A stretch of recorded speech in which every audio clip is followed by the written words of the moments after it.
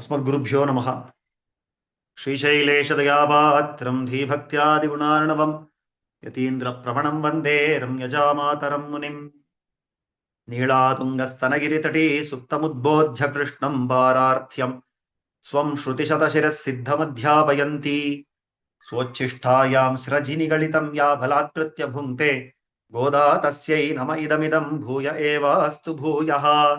அன்னவயல் புதுவை ஆண்டாள் அரங்கற்கு பன்னு திருப்பாவை பல்பதியம் இன்னிசியால் பாடிக் கொடுத்தாள் நற்பாமாலை பூமாலை சூடிக் கொடுத்தாளைச் சொல்லு சூடிக் கொடுத்த சுடற்கொடியே தொல்பாவை பாடி அருளவல்ல பல்வளையாய் நாடி நீ வேங்கடவர்க்கென்னை விதி என்ன விம்மாத்தம் நாங்கடவா வண்ணமே நல்கு.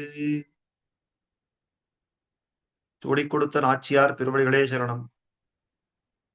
ஆண்டார் அருள் செய்திருக்கிற திருப்பாவையிலே இதுவரைக்கும் 23 பாசுரங்கள் அனுபவித்தோம். கடந்த பாசுரத்திலே, அதாவது 23வது பாசுரத்திலே எம்பெருமானுடைய நடையழகை பார்க்க வேணும் அப்படின்னு பிரார்த்தித்தார்கள் இந்த கோபிகைகள். உன் கோயில் நீங்கனே போந்தருளி கோப்புடைய சீரிய சிங்காசனத்திருந்து அப்படின்னு 2 விஷயங்களை பிரார்த்திக்கிறார். ஒன்னும் நீ உன்னுடைய கோயில் நின்னும் இப்படி நாங்கள் இருக்கிற இடத்துக்கு நடந்து வரணும். எதனால என்ன, உன்னுடைய கிடையழகு சேவித்தாச்சு, இப்பொழுது உன்னுடைய நடையழகையும் அந்த இருப்பு அழகையும் நாம் சேவிக்க வேணும். ஆனபடியால நீ இந்த நடந்து வந்து ஒரு பெரிய ஓலக்கத்தில ஒரு கோப்புடைய சீரிய சிங்காசனம் அந்த சேரபாண்டியனிலே அமர்ந்திரு அருள வேணும். அப்போ நாம அடுத்த காரியம் நம்ம விண்ணப்பிக்கலாம் அப்படின்னு அந்த கோபிகள் சொல்ல, கண்ணன் என்ன பண்ணான், அதுதான் இந்த பாசுரத்துல காட்டக்கூடிய ஒரு அற்புதமான விஷயம். இந்த இடத்துல நாம் ஒண்ணு பார்க்கணும், எம்பெருமானுக்கு ஆசிரித பரதந்திரன் அப்படின்னு பேர். எதனால என்ன, ஆசிரித்தர்கள் இட்ட வழக்கா இருக்கிறான் எம்பெருமான். பாண்டவர்கள் தூதனாக போ அப்படின்னா போயிட்டான், அர்ஜுனன் சாரதியா இருந்தா இருந்துட்டான். இது பெரிய விஷயம் இல்ல. இந்த அர்ஜுனன் 2 சேனைகளுக்கு நடுவுல இந்த ரதத்தை கொண்டு போய் நிறுத்து, சேனையோர் உபயோர் மத்தியே ரதம் ஸ்தாபய அப்படின்னு சொன்ன உடனே மறு பேச்சு இல்லாமல் அந்த அர்ஜுனனுடைய தேரை ஓட்டி கொண்டு போய் 2 சேனைகளுக்கு நடுவுல நிறுத்திட்டான் எம்பெருமான். நிறுத்தி, இதோ அர்ஜுனா, ஒரு பக்கத்துல பாண்டவர்கள் ஒரு பக்கத்துல கௌரவர்கள், நீ சொன்ன இடத்துலயே நான் வந்து நிறுத்திருக்கே பார் அப்படின்னு சொன்னான். அப்போ இந்த அர்ஜுனன் சொன்ன வார்த்தைக்கே இந்த மதிப்பு அப்படின்னா, தன்னை ஆசிரியித்த அர்ஜுனனுடைய வார்த்தைக்கே இந்த மதிப்பு அப்படின்னா, ஆண்டாள் கோபிகைகள் இவர்களெல்லாம் பார்த்தால் கண்ணனுக்கு எப்படி இருக்கும்? அப்போ இவர்கள் சொன்னதை பண்ண மாட்டானா, கண்டிப்பா பண்ணுவன் எம்பெருமான், கட்டாயமா அதை நடத்துவன். அப்போ அந்த ஆண்டாள் கோபிகைகளும் பிரார்த்தித்தபடிக்கு அவனுடைய நடையழகு, அவனுடைய இருப்பு அழகு, இந்த மாதிரியான விஷயங்களை அவர்களுக்கு காட்டுறதுக்காக தான் 4 அடி நடந்து வந்து அந்த சீரிய சிங்காசனத்திலே அமர்ந்திருந்தான். திருவோலக்கத்திலே சீரிய சிங்காசனத்திலே அமர்ந்திருந்தான். இவன் இப்படி அமர்ந்தானோ இல்லையோ, உடனே இந்த கோபிகைகளுக்கு எல்லாம் ரொம்ப கஷ்டமா போயிடுத்து. அந்த மனசு நொந்து போயிடுத்து. எப்பேற்பட்டவன், நாம இட்ட வழக்கா அவன் நடந்து வரணும்ன்ற அவசியம் அவனுக்கு என்ன இருக்கிறது? நாம சொன்ன மாத்திரத்துக்கு இப்படி நடந்து வரணுமா அப்படின்னு ரொம்பவும் கஷ்டப்பட்டா. அவனுக்கு அந்த காலத்துல மங்களாசாசனம் பாடக்கூடிய பாசுரமாக இன்றைய நாள் பாட்டு அமைந்திருக்கிறது. அன்னிவ்வுலகம் அளந்தாய் அடிபோத்தி, சென்னங்கு தென்னிலங்கை செத்தாய் திரள் போத்தி, பொன்னச் சகடமுதைத்தாய் புகழ் போத்தி, கண்ணு குணிலாவெறிந்தாய் கழல் போத்தி, குன்னு குடையாவிடுத்தாய் குணம் போத்தி, வெண்ணு பகை கெடுக்கும் நின் கையில் வேல் போத்தி, என்னென்னும் சேவகமே ஏத்திப் பறை கொள்வான், இன்னு யாம் வந்தோம் இறங்கு ஏலோர் எம்பாவாய் அப்படின்னு சொல்லக்கூடிய அற்புதமான பாசுரம். முதல்ல என்ன நடந்தது அப்படின்னா, எம்பெருமான் தன்னுடைய சிங்காசனத்திலே வந்து அமர்ந்த உடனே எல்லா கோபிகைகளும் ஆசையோட போய் அவனுக்கு தண்டன் இட்டு, அதாவது அந்த அவனை சேவித்து நின்று அவனுடைய திருவடி தாமரைகளை தங்களுடைய கண்களுக்கும் சிரசுக்கும் ஒத்திக்கொண்டு அவன் நிக்கிற அந்த காலத்தில அவன் திருவடிகளை பார்க்கிறான்.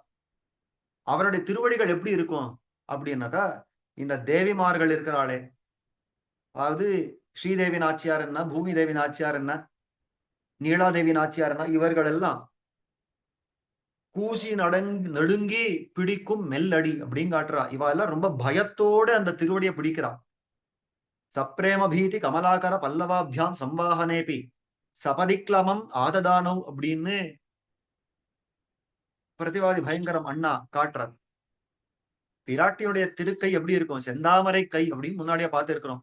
அப்பேற்பட்ட ஒரு செந்தாமரை கையாலே, அப்பேற்பட்ட மென்மையோட கூடின அந்த திருக்கைகளாலே இந்த எம்பெருமானை இந்த எம்பெருமானுடைய திருவடியை பிடிச்சு பிடிச்சு விடணும் அப்படின்னு அந்த பிராட்டி போறபோது அவளுக்கு ரெண்டு பாவங்கள் உண்டாருது. ஒன்னு பிரேமம், தன்னுடைய கணவனுடைய திருவடியை பிடிச்சு விடுறதுன்ற அந்த பிரேமம். ரெண்டாவது பீதி, பயம் உண்டாருது அவளுக்கு. ஏன்னா இப்பேற்பட்ட மென்மையோட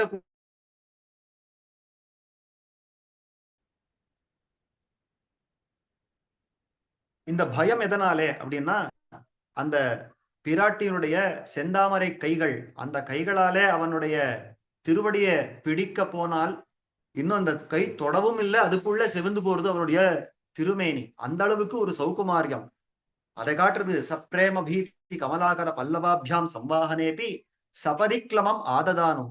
சபதின்னு என்ன? சடக்கென அந்த திருமேனி சிவந்து போறது. அப்பேற்பட்ட சுகுமாரமான திருமேனி, புஷ்பஹாச சுகுமாரம் அப்படின்னு காட்டுறா. அந்த சௌகுமாரத்தோட கூடின அந்த திருமேனியோட இருக்கிறான எம்பெருமான்.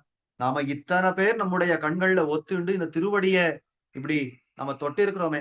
இது மட்டும் இல்ல, நமக்காக ஒரு 7-8 அடி நடந்து வர செய்தோமே.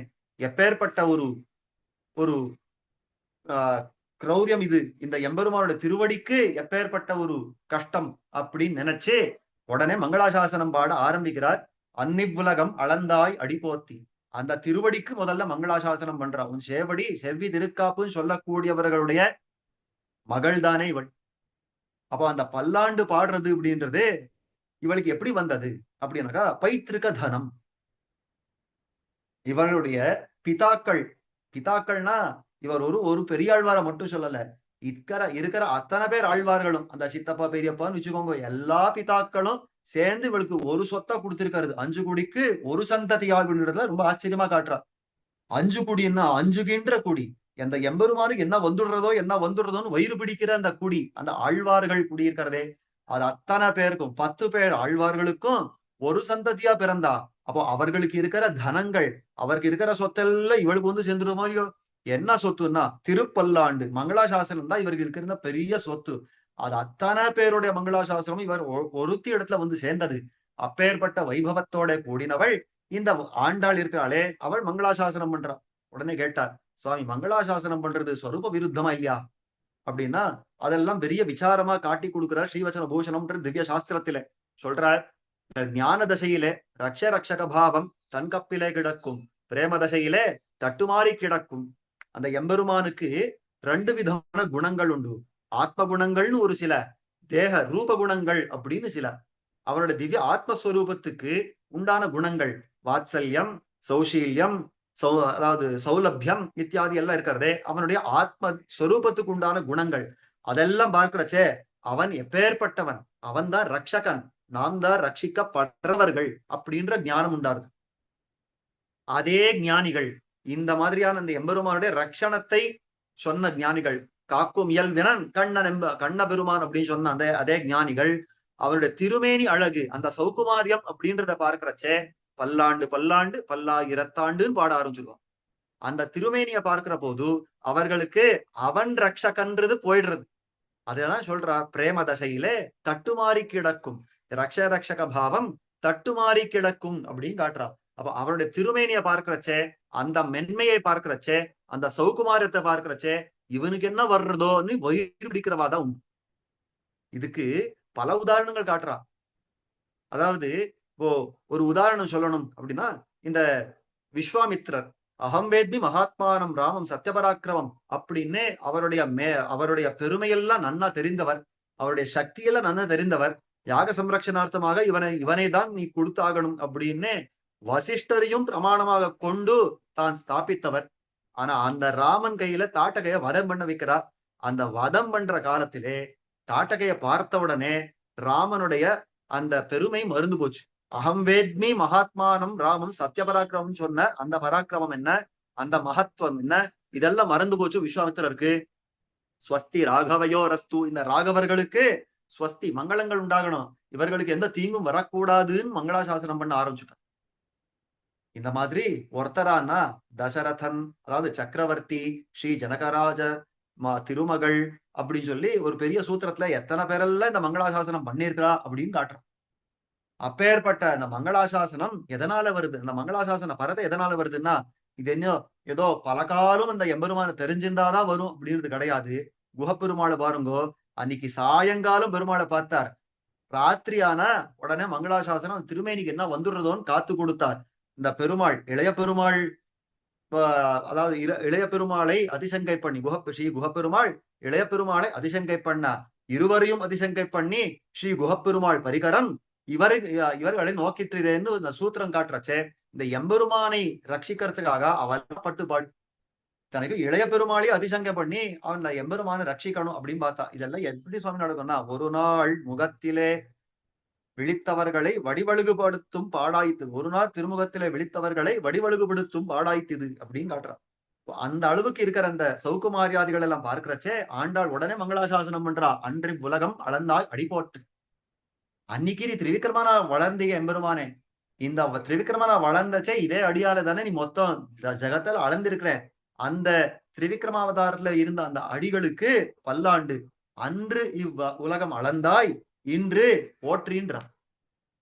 என்ன கேட்டா, சுவாமி இதெல்லாம் நடந்து போன சரித்திரம் தானே, இப்போ புதுசா அதெல்லாம் பண்ண வேண்டி இருக்கிறதா, முடிந்த ஒரு காரியத்தை முடிந்த ஒரு சரித்திரத்துக்கு இப்போ மங்களாசாசனம் பண்ணலாமான்னா, ஆமா இதுதான் ஞானிகளுக்கு உண்டான லட்சணம். ஸ்ரீவச்சன பூஷணத்துல ரொம்ப ஆச்சரியமா காட்டுறா. பெரியாழ்வார்க்கு இருக்க பெருமை. பெரியாழ்வார் முதல்ல பெரியாழ்வார் ஏன் பெயர் பெற்றார், பொங்கும் பரிவாலே வில்லிபுத்தூர் பட்டர்பிரான் பெத்தான் பெரியாழ்வார் என்னும் பெயர்.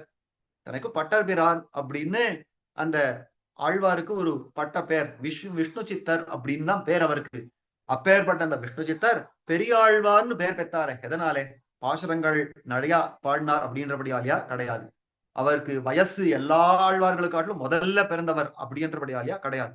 இன்னும் என்னதான் காரணம் அப்படின்னா, எம்பெருமானையே பார்த்து பல்லாண்டு பல்லாண்டுன்னு தாயா நின்று ரட்சித்தாரோ இல்லையோ, ஆனபடியாலே பொங்கும் பரிவாலே வில்லிபுத்தூர் பட்டர்பிரான் பெத்தான் பெரியாழ்வார் என்னும் பெயர் அப்படின்னு காட்டுறார்.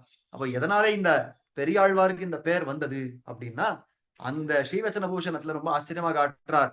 அதீத காலங்களில் அபதானங்களுக்கு உத்தர காலத்தில் வயிறறிவது. அவருடைய மங்களாசாசனம் எப்படி இருக்கும் அப்படின்னா, தான் மங்களாசாசனம் பண்றது மட்டும் இல்ல, மற்றவர்களும் சேர்த்து மங்களாசாசனம் பண்ணிக்கிறார்.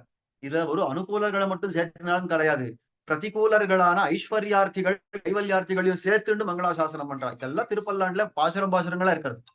அந்த மாதிரி இந்த பிரதிகூலர்களையும் தன் பக்கத்துல ஆக்கிக்கிறது, இந்த அதீத காலங்களில் அபதானங்களுக்கு உத்தர காலத்துல வயிறறிவது, இந்த நித்திய சூழலை பார்த்து உரகல் உரகல் உரகல் ஒன்சுடர் ஆழியே சங்கே அப்படின்னு இத்தனைக்கும் அனிமிஷர்கள் அப்படின்னு பேரவர்களுக்கெல்லாம் இமை கொட்டாதவர்கள், அப்பேற்பட்டவர்களை பார்த்து தூங்காதீங்கோ தூங்காதீங்கோ எம்பெருமான் இப்போ சைனிக்கிறச்சே அந்த திருப்பள்ளியரை காத்து கொடுங்கோ அப்படின்னு சொல்றது.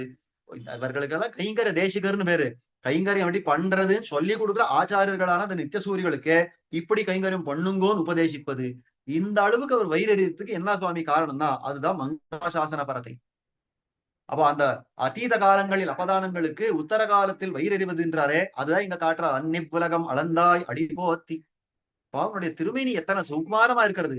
நாங்கள் சின்ன சின்ன பெண்கள், நாங்கள் உன்னுடைய திருவடியில ஒரு அந்த திருவடிகளை கொண்டு கண்ணில ஒத்திண்டு மாத்திரத்துக்கு இப்படி சிவந்து போறதே, இந்த திருவடியை கொண்டா நீ அன்னைக்கு கருடுமுரடான இந்த மொத்தம் 14 லோகங்கள் ஆழ்ந்தது. உன்னுடைய திருவேணிக்கு அன்னைக்கு என்னைக்கு என்ன வந்திருக்கும். அது மட்டும் தானா, அந்த எம்பெருமான் திரிவிக்ரமனா வளர்ந்த போது தேவதைகளுக்கு எல்லாம் ஓஹோ நம்முடைய ராஜ்யத்தை திரும்பி கொடுத்துட்டான்ற ஒரு சந்தோஷம். ஆனா மகாபலியுடைய பரிகரத்துக்கு அவனுடைய மகன் இருந்தானே நமுச்சி, அவன் எத்தனை வயிறு இருந்தான். அது எப்படி இந்த மாயன் நீ பண்ண முடியும் கண்ணனை கேக்குறான்.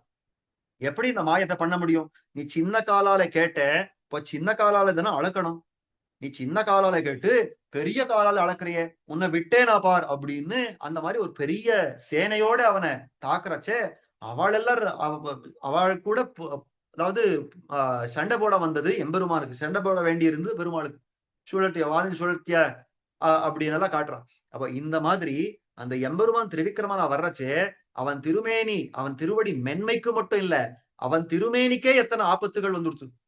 சுக்ராச்சாரியர் அந்த ஜலத்தை வரவட்டாம நிக்கிற காலத்துல அந்த சுக்ராச்சாரியருடைய ஒரு கண்ணு போக வேண்டி வந்தது. இந்த மாதிரி பல ஆபத்துக்கள் அந்த காலத்துல வந்தது.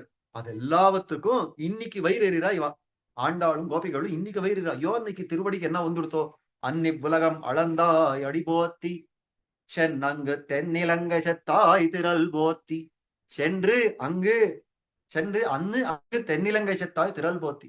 அன்னைக்கு ஒரு நாள் லங்கைக்கு போனேப்பா. இதான இந்த திரிவிக்ரமாவதாரமானோ நின்ன இடத்துல வளர்ந்துட்டான்.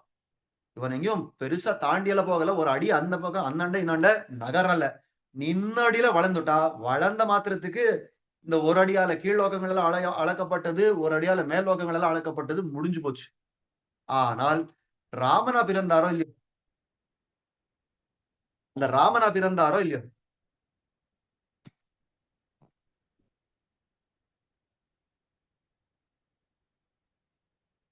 ஒரு சின்ன டெக்னிக்கல் கோளாறுனால நடுவுல விட்டு போச்சு. அதனால கொஞ்சம் பொறுத்துறணும். அங்கேயே எங்க விட்டேனோ அங்க கண்டினியூ பண்றேன். அப்ப இந்த ராமாவதாரத்துல எம்பெருமான் இருந்தாரே, அந்த ராமாவதாரத்துல பெருமாள் நிறைய நடக்க வேண்டி வந்தது. எங்க என்ன அயோத்தியை எங்க இருக்கு, லங்கை எங்க இருக்கு. ஆனா பெருமாள் திரு அயோத்தின்னு லங்கைக்கு வந்தாரு. ஒருத்தர் கேட்டா எதனால சுவாமி லங்கைக்கு வந்தார், அவர் அங்கெல்லாம் வந்திருக்க மாட்டார், சித்திரக்கூட்டத்தோட நின்னிருப்பார், தண்டகாரணத்தோட நின்னிருப்பார்னா இல்ல, அதெல்லாம் ஒரு நாடகம் மாத்திரம், ஒரு வியாஜ மாத்திரம். அவர் லங்கையில விபீஷன் ஆழ்வானுக்கு ஒரு அனுகிரகம் பண்ணணும்னு திரு அயோத்தின்னா லங்கை பரியந்தமா வந்தார். அந்த வந்ததை இங்க காட்டுறார். சென்னங்கு தென்னிலங்கை செத்தாய் திரள் போத்தி. அந்த லங்கையே செற்றாயே, அந்த லங்கையில ஜெயிச்சே, அந்த ராவணாசுரனை கொன்னையே. அந்த ராவணாசுரனை கொல்ற காலத்திலயும் உனக்கு எத்தனை ஆபத்துக்கள். அந்த மாயா சீதையை காட்டி உன்னை நலிஞ்சது என்ன, உனக்கு உன் மேல அந்த அம்புகள் எல்லாம் விட்டு உன் திருமேனியை தொலைச்சது என்ன. இந்த மாதிரி எத்தனை ஆபத்துக்கள் ராமா உனக்கு. சென்னங்கு தென்னிலங்கை செத்தாய் திரள் போத்தி. உன்னுடைய சாமர்த்தியம் இருக்கிறதே, அந்த சாமர்த்தியத்துக்கு மங்களாசாசனங்கள் அப்படின்றா. அந்த ராவணாசுரனை கொன்றது எப்பேற்பட்ட சாமர்த்தியம் அது. அப்பேற்பட்ட அந்த திரளுக்கு மங்களாசாசனங்கள். சென்னங்கு தென்னிலங்கை செத்தாய் திரள் போத்தி. கொண்ட சகடமுதைத்தாய் புகழ் போற்றி. அந்த எம்பெருமான் இருக்கிறானே, அந்த கண்ணனா அவதரிச்ச காலத்துல சின்ன பிராயம், ஒரு 6-7 மாசமா இருக்கும். அந்த காலத்துல யசோதை பிராட்டி தன்னுடைய மகனான அந்த கண்ணனை ஒரு வண்டிக்கு கீழே விட்டுட்டு தான் குளிக்க போயிருக்கா, தீர்த்தமாட போயிருக்கா. அந்த காலத்துல அந்த வண்டி சக்கரத்திலேயே ஒரு அசுரன் ஆவேசிச்சுட்டான், ஒரு ராட்சசன் ஆவேசிச்சுட்டான், சகட்டாசுரன்னு பேர். அந்த சகட்டாசுரன் ஆவேசிச்சு கண்ணனை கொல்லணும்னு வந்த காலத்துல தன்னுடைய திருவடியாலே ஒரு எட்டி உதைச்சு அந்த சகட்டாசுரனை கொன்னுட்டார் பெருமாள்.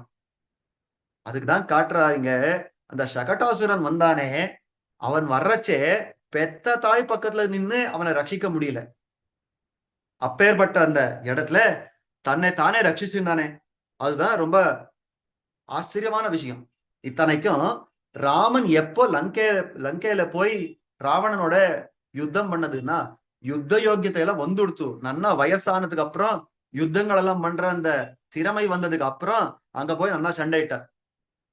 ஆனா இங்க கண்ணன் சகட்டாசுரனை எப்போ கொன்னார் அப்படின்னாக்கா, ஒரு 6-7 மாசம் குழந்தையா இருக்கிறச்ச. இப்போ அந்த யோக்கியத்தை இல்லை, யுத்தம் பண்றது யோக்கியத்தை இல்லாத இடத்திலே அந்த சகட்டாசுரனை கொன்னாரே. இவாளுக்கு எல்லாம் அதுதான் மாரடிச்சுக்கிற மாதிரி ஆயிடுச்சு. என்னன்னா, ஐயோ ராமனுக்கான ஒரு யோக்கியத்தை உண்டும் சொல்லலாம். பக்கத்துல தசரதன்ற ஒருத்தன் சம்பராந்தகனா இருக்கிறான், அவனுடைய பிள்ளை ஆனவளே, இவனுக்கே ஒரு வீரம் உண்டும் சொல்லலாம்.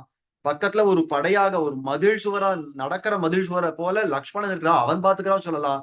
கீழே திருவடி இருக்கிறார், அவர் பாத்துக்கிறான் சொல்லலாம். இத்தனை பேர் அவனுக்கு ஆக்கிறதுக்கு இருக்கா. அதுக்கு நடுவுல ராவணனோட பொழுது இவர் வந்துட்டார். திரள் போத்தின்னு பாடுட்டோம். இந்த கண்ணன் இருக்கிறானே கை குழந்தை, ரட்சிக்கிறதுக்கு யாருமே இல்ல. இந்த குழந்தை யார் ரட்சிக்கணும், இதுக்கு என்ன வந்துடுறதோ அப்படின்ற ஒரு பரிவு ஆனபடியால சொல்றா. பொன்ன சகடம் உதைத்தாய் புகழ் போத்தி. அவனுடைய புகழ் எப்ப ஏற்பட்டதுன்னா, ரட்சிக்கிறதுக்கு யாருமே இல்லைன்ற காலத்தை தன் திருவடியை கொண்டு தானே ரட்சிச்சிருந்தானே, அதுதான் அவனுடைய புகழ். யோக்கியத்தை இல்லாத வயசிலே தான் தன்னை ரட்சிச்சிருந்தானே, அதுதான் அவனுடைய புகழ். அப்பேற்பட்ட புகழுக்கு போற்றி.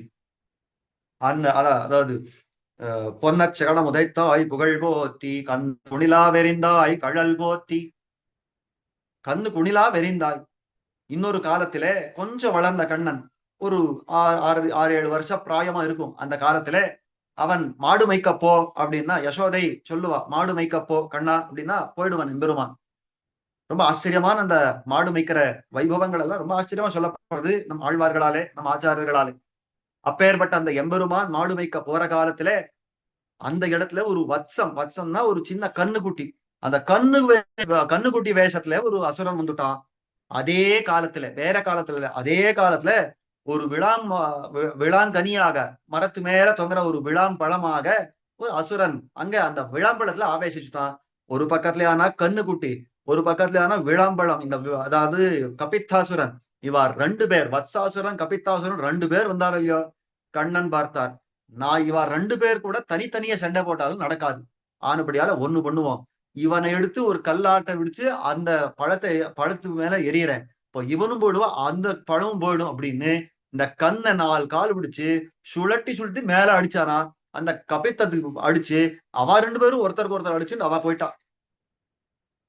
போயிட்டாலே இப்போ நமக்கு என்ன அதனால என்ன நாம இருந்துருவோம். ஆனா ஆண்டாள் சொல்றா, நல்ல வேளை அங்க போயிட்டதுக்கு அப்புறம் அது விழணுமோ இல்லையா, அந்த பழமும் விழணும், அந்த கண்ணு அந்த உடம்பும் விழுந்து போயிடும் இல்லையா.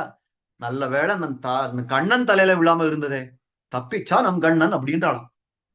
மேல சொல்லிட்டு அடிச்சா அந்த கண்ணுக்குட்டி உடம்பு இருக்கிறது, அதே மாதிரி இந்த பழம் இருக்கிறது, அது ரெண்டும் நம் கண்ணன் தலையில விழுந்தா என்னத்துக்கு ஆயிருக்கணும், சின்ன குழந்தை அதன் தலையில அப்படி விழுந்திருக்கா, தொப்புன்னு விழுந்திருந்தா என்னத்துக்கு ஆயிருக்கணும்.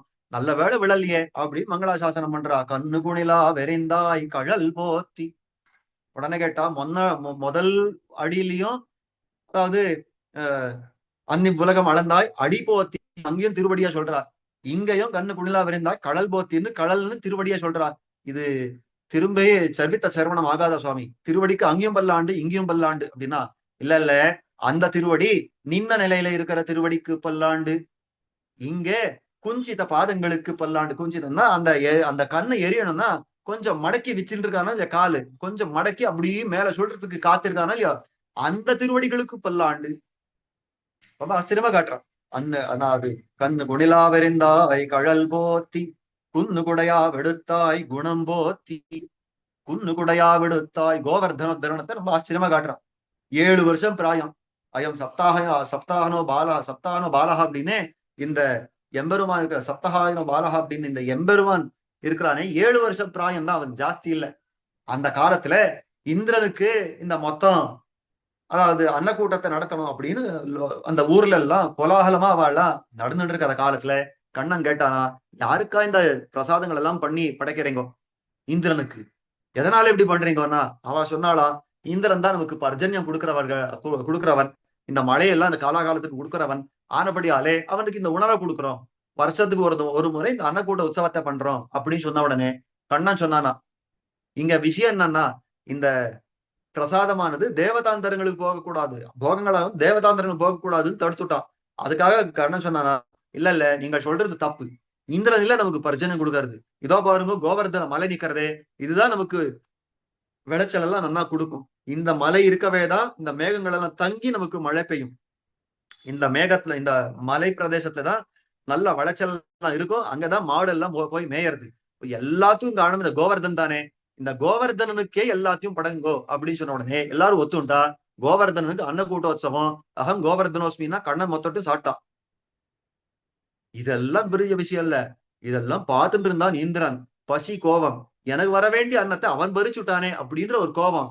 உடனே இந்த மொத்தம் ஆயர்பாடிய காணாம போகணும் அப்படின்றபடியாலே ஒரு 7 நாளுக்களுக்கு கல்மாரியாம் பொழிஞ்சானா அந்த இந்திரன். அந்த காலத்துல கண்ணன் என்ன பண்ணான்னா, எல்லாரும் பயந்து போயிட்டா. சொன்னா, கண்ணா நீ சொன்னேன்னு கோவர்தனத்துக்கு இந்த அன்ன கூட்டத்தை பண்ணோமே, உடனே இந்த மாதிரியா வருதே அப்படின்னு உடனே அவன் சொன்னானா, எந்த கோவர்தனத்துக்கு நீங்கள் அன்ன கூட்டத்தை பண்ணீங்களோ அதே கோவர்தனம் தான் உங்களை காக்கும், பாத்துக்கோங்கன்னா. ஒரு சுண்ட விரல்ல மொத்தம் கோவர்தன மலையே தன்னுடைய திருக்கையில தாங்கி நின்னான் எம்பெருமான்.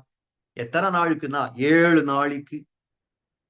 அது ரொம்ப ஆச்சரியமா காட்டாரு ஆழ்வார். வெற்பயம் நடித்து ஒர்க்கமின்னியே நிற்கும் அம்மான் சீர் கற்பன் மைகளே அப்படின்ற அவன் ஆச்சரியமா பாசனம். வெற்பயம் நடுத்து பெரிய மலையதான் தெருக்கையில தாங்கினா எப்படி நின்னான்னா ஒர்க்கமின்றியே, கொஞ்சம் கூட அவனுக்கு ஆயாசம்ன்றதே தெரியலையா. அந்த எம்பெருமானுக்கு கொஞ்சம் கூட ஆயாசம் தெரியல. ஆழ்வார் பாடுறாள், அவருடைய திருக்கைகள்ல இருந்த விரல்கள் இருக்கிறதே, அந்த விரல்களுக்கு ஒரு வாட்டம் வரவில்லை. பெரியாழ்வார் காட்டுற இந்த விரலுக்கு ஒரு வாட்டமும் வரலையே, என்ன ஆச்சரியம், என்ன ஆச்சரியம் அப்படின்றான். உடனே கேட்டார் சுவாமி, அது என்னமா இவர் தூக்கம் கெட்டு பசி அதான் இந்த கையில மேல மலையை தூக்கி பிடிச்சுட்டு இருக்கிறச்சே எதான சாப்பிட்டு இருக்க முடியுமா? ஒன்னும் சாப்பிட்டு இருக்க மாட்டார், ஒன்னும் தூங்கி இருக்க மாட்டார், ஒன்னும் இல்ல. ஆனா ஆயாசம் இல்லைன்ற இது எப்படின்னா, கண்ணனுக்கு உணவுன்றது வேற. இது நாம உண்ற உணவு அவனுக்கு கிடையாது. கண்ணனுக்கு உணவு எதுன்னா நம்ம ரட்சிக்கிறது தான் அவனுக்கு உணவு. அந்த ரக்ஷணம் அப்படின்ற உணவு இருக்கிறதே அதையும் சாப்பிட்டுட்டே இருந்தானோ இல்லையா, அதை யாரும் பங்கிடவே இல்லையே. அந்த இடத்துல கண்ணன் ஒருத்தனே எல்லாரும் ரட்சிச்சானோ இல்லையா, ஆனபடியாலே நன்னா உண்டவனை போல அத்தனை உறக்கமின்றிய ஒரு ஆயாசமும் இல்லாம அவ்வளோ அழகா அந்த மலையை பிடிச்சிருந்தான் எம்பெருமான். இதை காட்டினார்.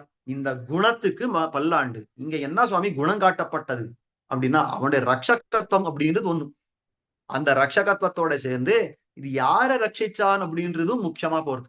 கோபிகர்கள், அதாவது கோபியர்கள், இந்த பசுமாடு, இந்த கண்ணுக்குட்டி இதெல்லாம் ரட்சிச்சான்றது மட்டும் இல்ல, இந்திரனையும் ரட்சித்து கொடுத்தான். என்ன சுவாமி சொல்றீங்க அப்படின்னா, ஆமா, இந்த மலையை எடுத்தானோ இல்லையோ, அந்த காலத்துல கண்ணன் யோசனை பண்ணானா, ஐயோ பாவம் இந்த இந்திரன், அவனும் நம்முடைய பிள்ளை தானே, இவர்களெல்லாம் நம்முடைய குழந்தையா இருக்கிற மாதிரி அந்த இந்திரன் நம்முடைய பிள்ளை தானே, என்னதான் இந்த கல்மாரி வருஷிச்சிருந்தாலும் எதனால இதை பண்ணிருக்கா அதை பார்க்க வேண்டாமா? அந்த இந்திரன் பசி கோபத்தால தானே பண்ணிருக்கோம்.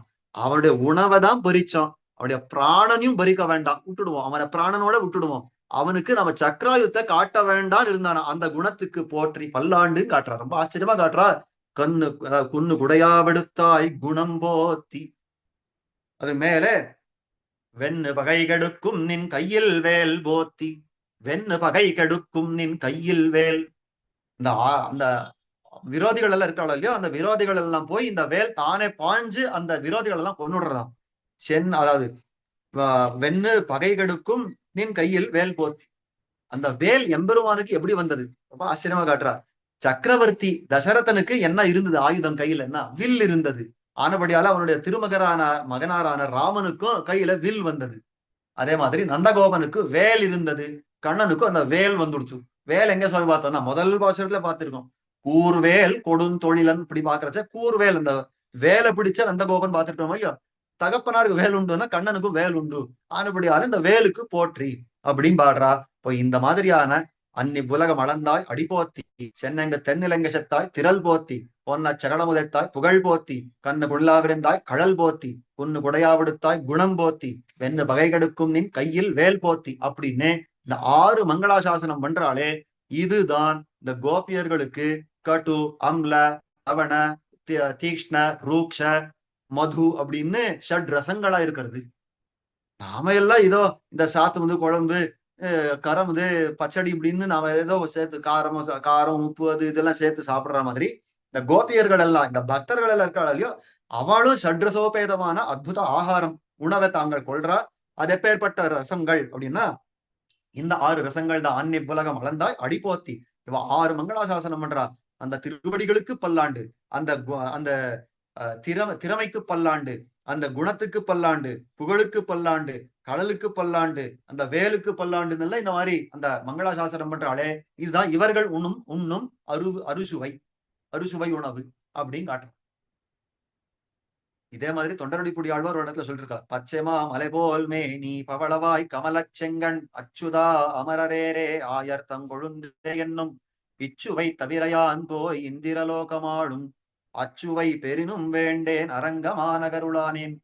பச்சை மாமலை போல் மேனி, பவளவாய், கமலச் செங்கண், அச்சுதா, அரேரே, ஆயர்த்தம் கொழுந்தேன், இந்த 6 விஷயங்களை சொல்லி இந்த சுவை, இது இந்த அறுசுவை அப்படின்றார். இப்போ பக்தர்களுக்கு எல்லாம் எம்பெருமான் தான் உணவு. ஆனபடியாலே ஆழ்வார் சொல்லிட்டார், உண்ணும் சோறு பருகும் நீர் தின்னும் வெற்றிலையும் எல்லாம் கண்ணன் அப்படின்னு சொல்றதுக்கு இதுதான் காரணம். அப்ப இந்த அறுசுவையே தாங்கள் அனுபவித்தாலோ இல்லையோ, இந்த மாதிரியான என்னன்னு உன் சேவகமே அதாவது ஏத்தி பறைகொள்வான் அப்படின்னு காட்டுறா. அதாவது வெண்ணு பகை கெடுக்கும் நின் கையில் வேல் என்னென்னும் சேவகமே ஏத்தி பறைகொள்வான் இன்னும் யாம் வந்தோம்.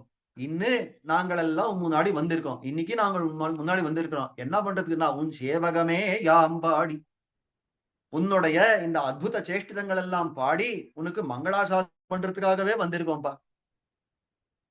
இந்த எம்பெருமான் இந்த சீரிய சிங்காசனத்துல இருந்தானே, இருந்த மாத்திரத்துல அவன் என்ன கேட்டிருக்கான், என்ன கேட்டான்னா, உங்களுக்கு என்ன வேணும் தானே கேட்டான். உடனே இவன் என்ன சொல்லியிருக்கணும், எனக்கு நீ வேணும், இல்ல இல்ல நீ கொடுக்குற பறை வேணும், ஏதோ ஒன்னு கேட்டிருக்கணுமா வேண்டாமா? அதை சொல்லவே இல்லை. உனக்கு என்ன வேணும்னு உடனே மங்களம் மங்களம் அப்படி முதல்ல அவன் மங்களாசாசனம் பண்ணி அதுக்கு அப்புறம் தான் அடுத்தது என்ன வேணும்னு கேட்க போறார். அந்த மங்களாசாசனம் தான் இது. இந்த திருவாராதனத்துல ரொம்ப ஆச்சரியமா ஒரு விஷயம் உண்டு. ஜீயர்படி எந்த திருவாராதனம் எடுத்தாலும் முக்கியமா ஜீயர்படியில இது உண்டு. அந்த கோபாழ்வார் திருக்கதவை நாம நீக்கிறோம்.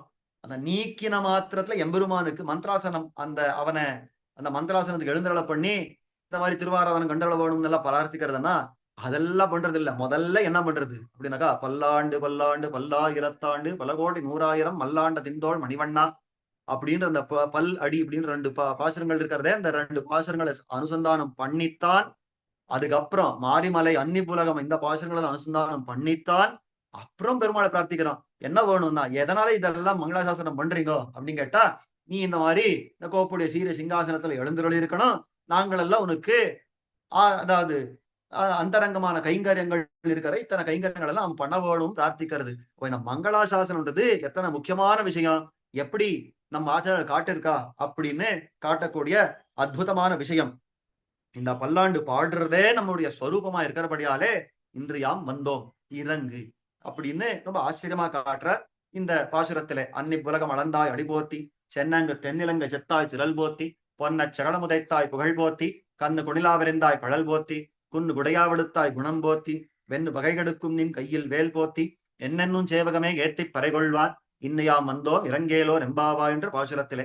இப்படி மங்களாசாசனம் பண்ணின உடனே எம்பெருமான் பார்த்தான், இந்த நன்னா இருக்கிறது, இந்த மங்களாசாசனங்கள் எல்லாம் நன்னா இருக்கிறது, இப்ப எதனால இங்க வந்திருக்கீங்கோ, இப்போதானோ சொல்லுங்கோ எதனால வந்திருக்கீங்கோ அப்படின்னு கேட்கவே அடுத்து ஒரு பிரார்த்தனைய சொல்ல போறார். எதனால வந்திருக்கிறோம் அப்படின்ற ஒரு விஷயத்த சொல்ல போறார். அது என்னன்றது நாளை தினம் அதாவது உபன்யாசத்துல அனுபவிக்க பிராப்தம். திருவாடிப்பூரத்தில் செகத்துதித்தாள் வாழியே, திருப்பாவை 30 செப்பினாள் வாழியே, பெரியாழ்வார் பெத்தெடுத்த வெண்பிள்ள வாழியே, பெரும்பூதூர் மாமுனிக்கு பின்னானாள் வாழியே, ஒரு 143 உரைத்தாள் வாழியே, உயர் அரங்கற்கே கண்ணி உகந்தளித்தாள் வாழியே, மறுவாரும் திருமல்லி வடநாடி வாழியே, பண்புதுவை நகர்கோதை மலர்பதங்கள் வாழியே. ஸ்ரீமதே சௌமியஜாமா திருமுனீந்திராய மகாத்மனே ஸ்ரீரங்கவாசினே பூயான் நித்யஸ்ரீர் நித்யமங்கலம்.